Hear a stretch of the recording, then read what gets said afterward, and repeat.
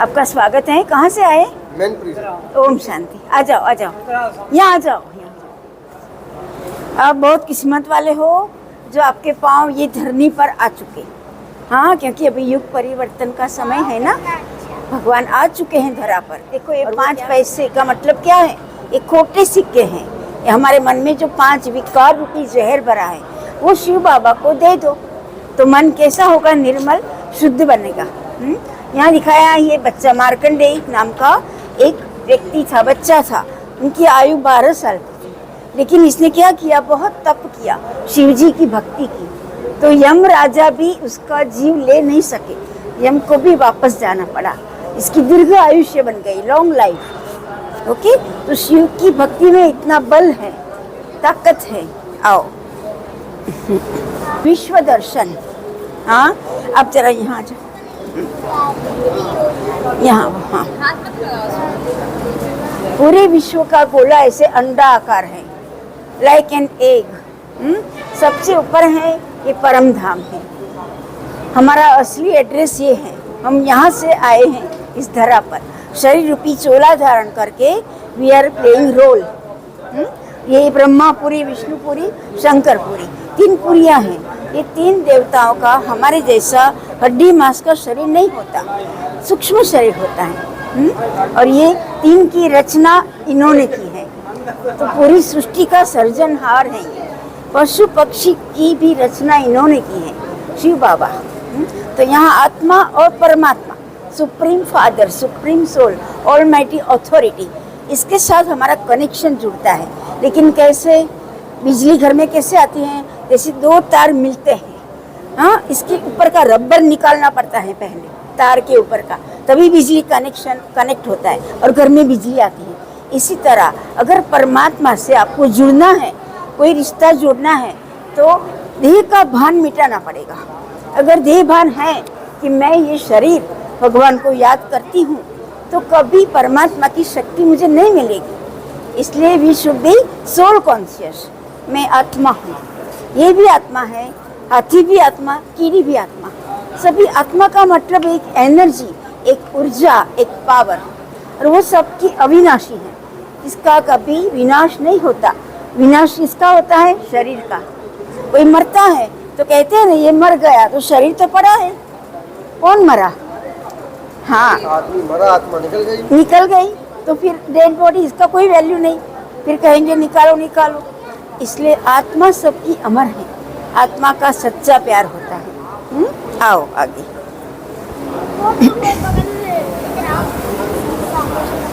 इसकी वीडियो फिर मुझे आप दे सकोगे, एक copy? If you don't mind, I will pay if you need, if you want. अच्छा, आत्मा दर्शन। देखो यहाँ ये चित्र क्यों बनाया है कि मैं आत्मा ऐसी राजा जैसी हूँ। मैं यहाँ बैठी हूँ आत्मा, और पूरे शरीर की जे कर्मेंद्रिया के ऊपर मैं शासन कर रही हूँ। तो इसकी लगाम अपने हाथों में रखो, बाबा ऐसा कहते हैं, नहीं तो मन रूपी घोड़ा उल्टा भागेगा। देखो इसकी ढील है, रस्सी कैसी है? ढीली है। तो मन है ना, उल्टे कर्म कराएगा। जो नहीं करना है वो ही हम करेंगे। इसलिए इसको टाइट पकड़ो, लगाम अपने हाथ में रखो। यहाँ दिखाए हैं सांप, सर्प और मणि। तो बाबा कहते हैं शरीर है मनुष्य का वो सर्प जैसा जहरीला है, तो इसको मत देखो, आत्मा को देखो। यू आत्मा रूपी मणि। तो इसमें भी ये मणि जैसा दिखाया है ना, ये है। अच्छा, आओ।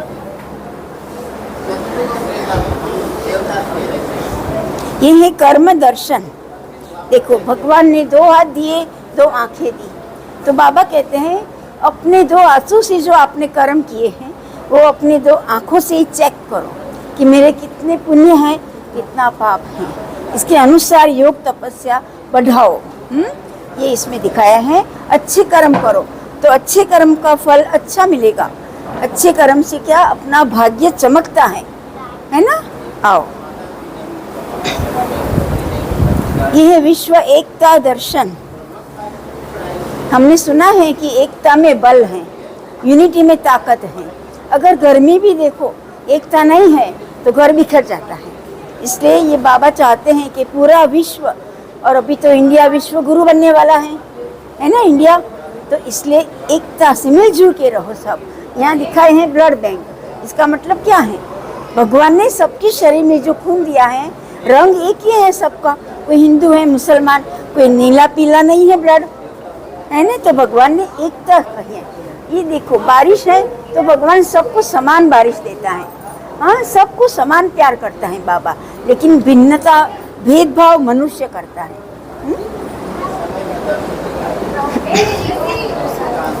ये है राजयोग दर्शन। तो इसमें क्वेश्चन मार्क है पहले चित्र में कि मैं कौन हूँ। जब राजयोग कोई सीखता है तो पहले ये चिंतन करता है कि मैं कौन हूँ, कहाँ से मैं आई हूँ और कहाँ जाऊँगी, ये सबसे पहला। फिर धीरे धीरे इसकी सब कर्मेंद्रियाँ शीतल हो जाती हैं योग करने से, और फिर इसका जीवन ऐसा जल कमलवत बन जाता है।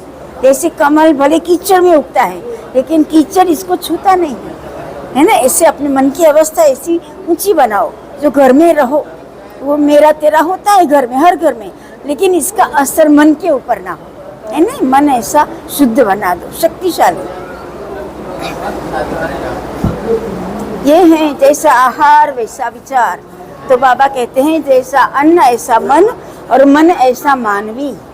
तो बाजार का, होटल का, रेस्टोरेंट का खाने से आज पूरी दुनिया बीमार पड़ी है। हाँ, डॉक्टर के बिल भरते हैं सभी।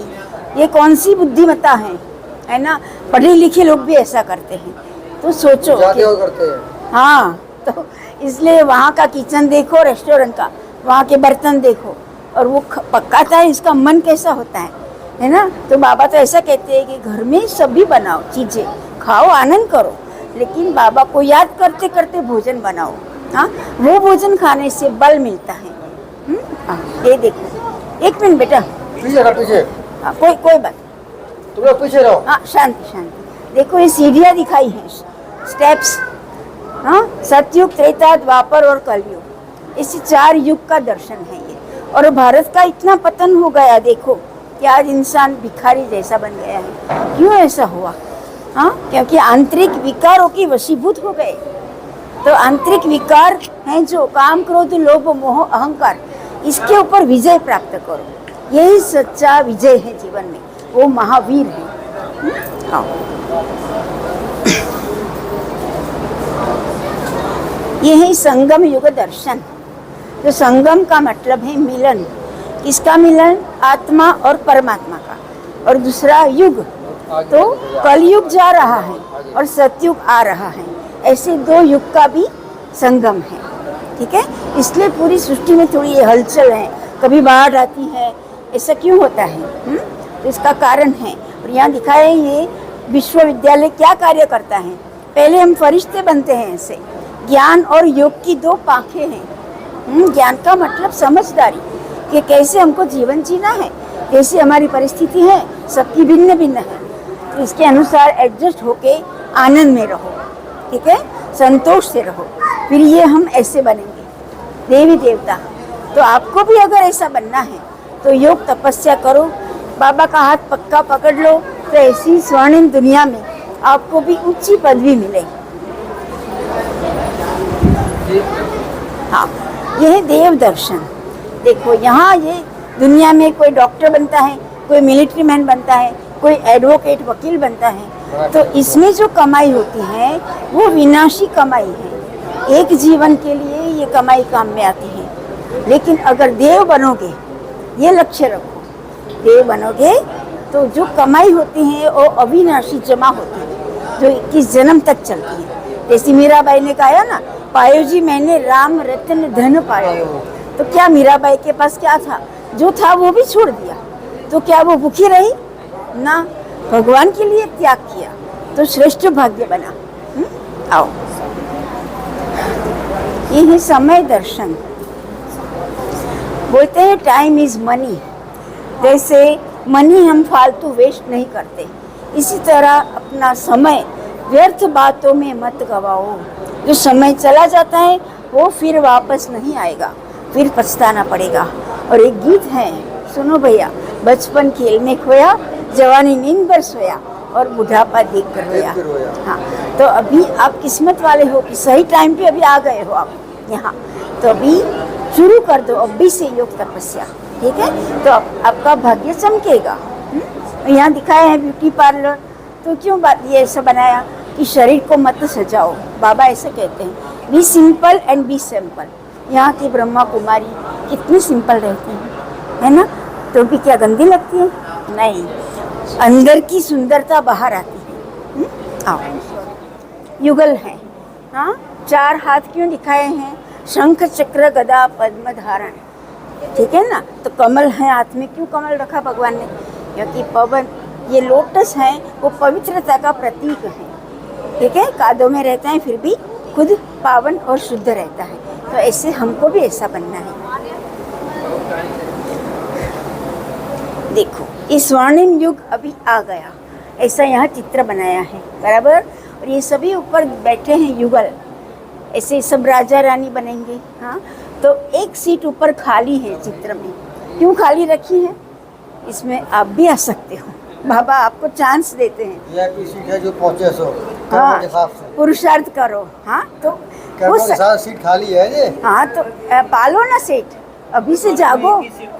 हाँ इसके कर्म अच्छे हो गए पहुंचेगा। देखो, ये स्वर्णिम युग की दिनचर्या दिखाई है। अभी दिनचर्या क्या है? सुबह में हम उठते हैं तो अलार्म घड़ी से हम जागते हैं। सतयुग में क्या होगा? ये मोर की आवाज़, पोपट हैं, तोता, फिर कोयल, इसकी मधुर स्वर से बच्चों को जगाएंगे पक्षी। तो कितना सुंदर होगा। ये स्वर्णिम युग की दिनचर्या है। ये सुबह हुई, फिर पढ़ाई। देखो, पढ़ाई के लिए जाते हैं बच्चे, तो सतयुग में ये सभी सब्जेक्ट होंगे। तभी इतिहास, भूगोल, कंप्यूटर वो सब नहीं होगा। क्या होगा विषय? Drawing, painting, dancing, singing.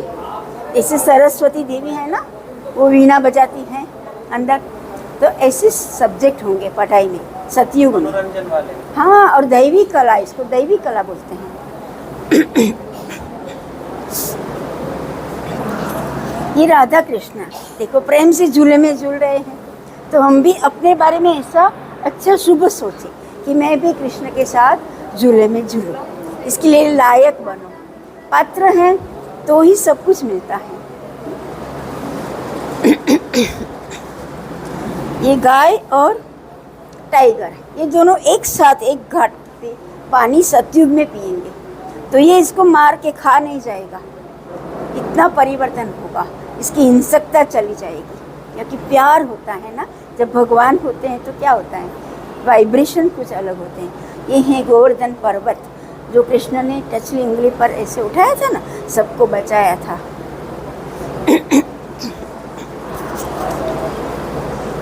ये है कृष्णा, अभी इनकी शादी की शरणाई बस्ती है, शहनाई, ठीक है? तो अभी राधा जी के साथ इनकी शादी होती है। ये एक दूसरे को वरमाला पहनाते हैं। तो ऐसी युग आने वाला है प्रैक्टिकल में इस धरती पर। तो इसमें हम भी आ सकते हैं ऊंची पदवी पाने के लिए। वहाँ जब राजधानी होती है तो वहाँ देखो, राजा रानी, नौकर चाकर, दास दासी, प्रजा सब होंगे। तो आपको क्या बनना है ये आपके ऊपर डिपेंड करता है ना? ऊंची पदवी प्राप्त। ओम शांति। कुछ पाए के बनिया सोए के